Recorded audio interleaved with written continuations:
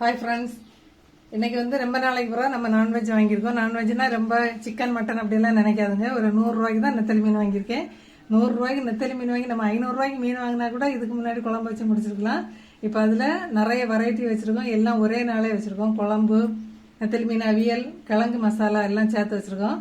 நீங்கள் கிழங்கு மசாலா வைக்கிங்க அப்படின்னு சொன்னால் கிழங்கை எப்போவுமே இதை போல் நான் தனியாக வேக வச்சு அந்த தண்ணியை வடிச்சிட்டு அதுக்கப்புறம் தான் நம்ம சேர்க்கணும். ஏன் அப்படின்னு சொன்னால் கிழங்குல உள்ள அந்த தண்ணி நம்ம சாப்பிடக்கூடாது.